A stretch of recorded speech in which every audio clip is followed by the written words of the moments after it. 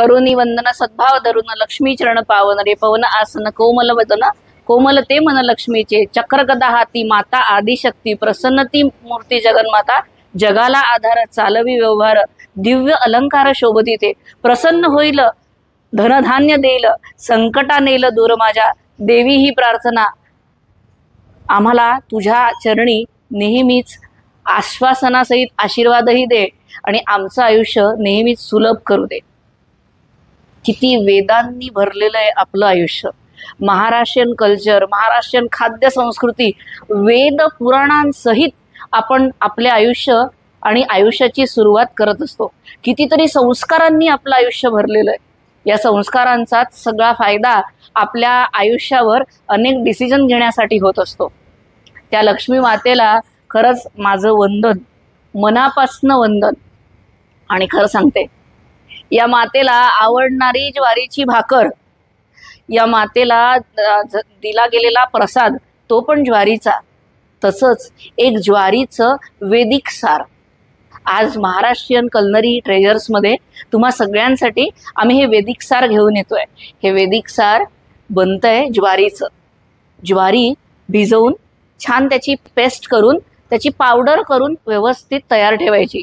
थोडा वेळ लागतो। ही आहे तशी रेसिपी खूप जुनी, खूप जुन्या काळातली, जेव्हा जात्यावर दळण दळले जात होते तेव्हा ही रेसिपी बनत असावी असा अंदाज आहे। कारण तेव्हा तूर डाळीचं प्रमाण इतकं नव्हतं। तेव्हा भातासोबत अनेक प्रकार ज्वारीचेच केले जायचे। कारण ज्वारी ही गरम प्रदेशांमध्ये थंडावा देणारा पदार्थ आहे। असा एक इन्ग्रेडियंट आपल्या महाराष्ट्रीयन खाद्य की ज्याला खूप मानाने आपण आता महाधान्य म्हणतो। अख्खं वर्ष 22 आणि 23 वर्ष मोदी सरांनी ॲब्सोल्युटली महाधान्याचं केलं। त्याच मिलेट इयर मधला वैदिक साराचा हा एक सारांश तुम्हा सगळ्यांसाठी। पटकन इन्ग्रेडियंट्स बघू। इन्ग्रेडियंट्स ॲज युजल आम्ही फ्रेश टू होम या मोबाईल ॲपवरनं ऑर्डर करतो। ज्वारी एक दिवस आधी ऑर्डर केली, त्याला भिजत घातला, त्याची पावडर तयार करून पेस्ट तयार करून ठेवली।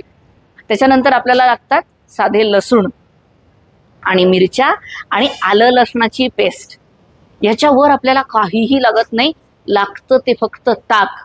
आणि ताकाचं प्रमाण असतं एका वाटीला 1 ग्लास, किंचित मीठ घातलेलं। 2 ते 3 स्पून ज्वारीचे आणि 1 अख्खा ग्लास ताकाचा हे प्रमाण आहे बरं का। याच्यात तुम्हाला कुठलंही वेगळं इन्ग्रेडियंट लागत नाही।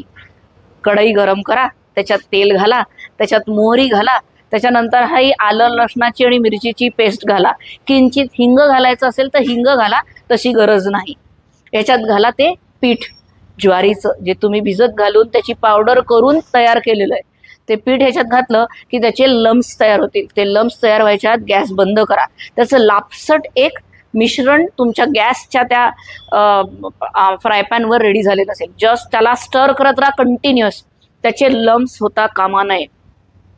आता ह्याच्यात घालायचंय बटर मिल्क, म्हणजे ते ताक जे आपण तयार करून ठेवलं होतं ते ह्याच्यात घालून घ्या।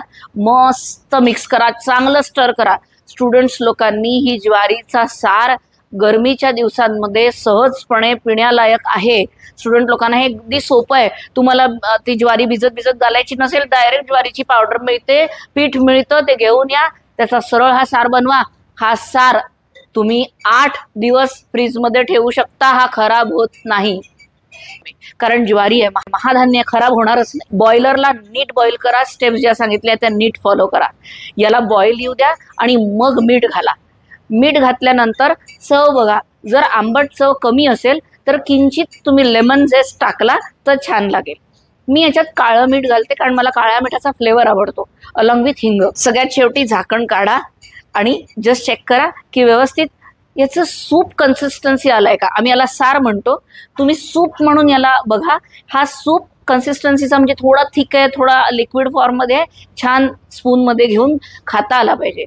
जर याच्यात मिरचीची पेस्ट नाही घातली ना तर आयांनो, हाच ज्वारीचा सार, वैदिक सार तुम्ही अगदी लहान लेकराला सुद्धा खाऊ घालू शकता।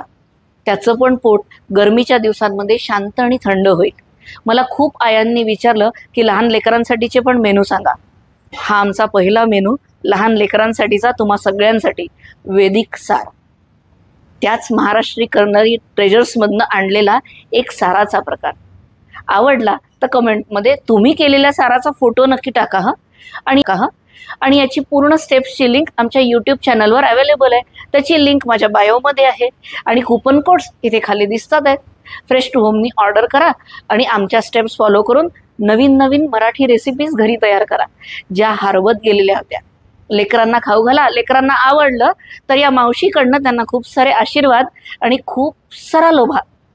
एक खूप टाईट हग तुम्हा सगळ्यांना. बाय.